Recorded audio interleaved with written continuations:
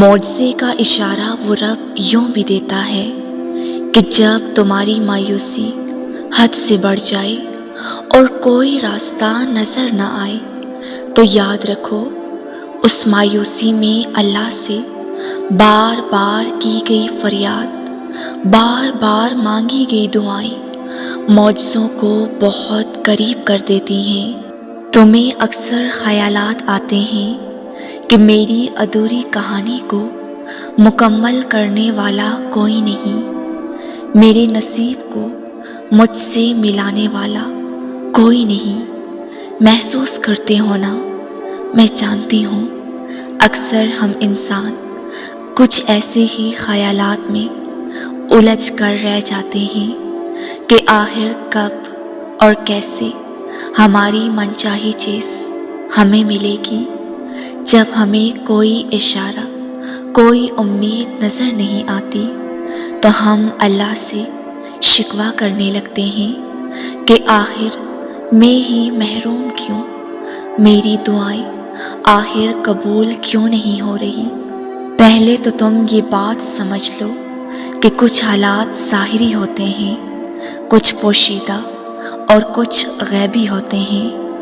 ہم انسان اپنے ظاہر پر نظر رکھتے ہیں اور بہت پریشان ہو جاتے ہیں، لیکن سنو، اللہ فرماتا ہے کہ میں اپنے بندے کے ساتھ اس طرح ہوں جس طرح سے وہ میرے بارے میں گمان رکھتا ہے۔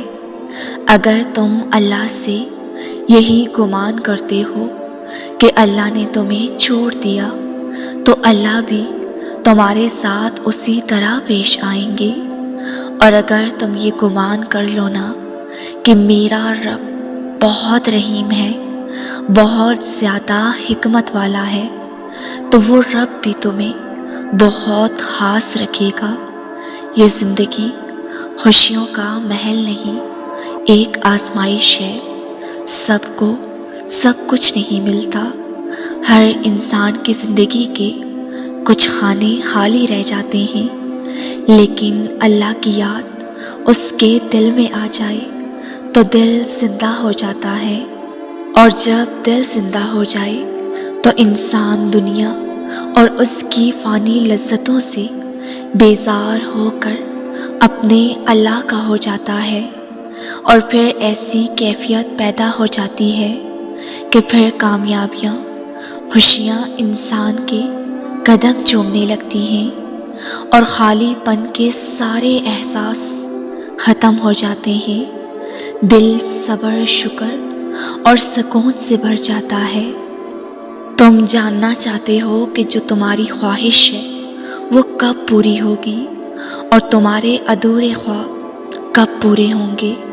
تم معجزوں کا اشارہ ڈھونڈ رہے ہو نا، تو ایک اشارہ یہ بھی ہے کہ تمہارے ہاتھوں کا اللہ کے روبرو تہجد میں اٹھنا اس بات کی دلیل ہے کہ اللہ تمہاری زندگی میں معجزہ ضرور کرے گا۔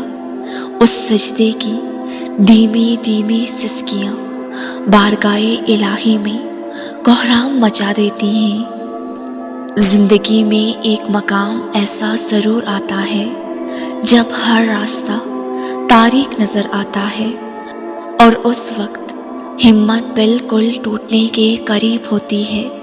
ایسی حالت میں قرآن تم سے مخاطب ہے کہ اللہ لوگوں کے لیے اپنی رحمت کا جو دروازہ کھول دے اسے کوئی بند کرنے والا نہیں، اور جسے بند کر دے اسے اللہ کے علاوہ کوئی کھولنے والا نہیں، اور وہ بہت زبردست حکمت والا ہے۔ دراصل جو آزمائش ہم پر آتی ہے نا، اس کا مقصد ہم جان ہی نہیں پاتے۔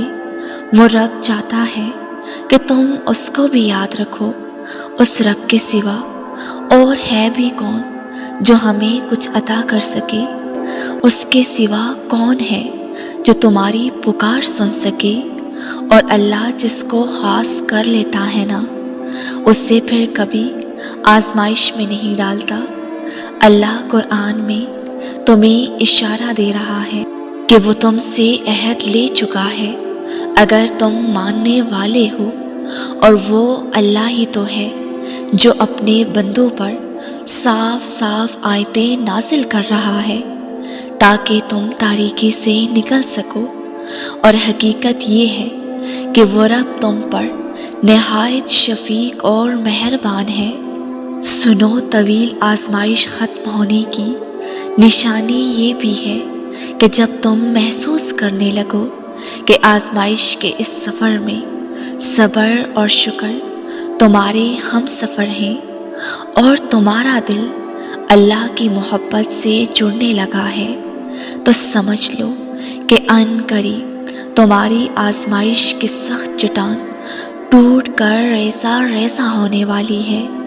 یہ صبر ہی تمہیں تمہاری منزل تک لے جائے گا، اور یہی صبر تمہارے لیے بیش بہا خزانوں کی وہ چابی ہے جو تمہاری خزاں بری زندگی کو بہار سے لطف اندوز کرواتی ہے۔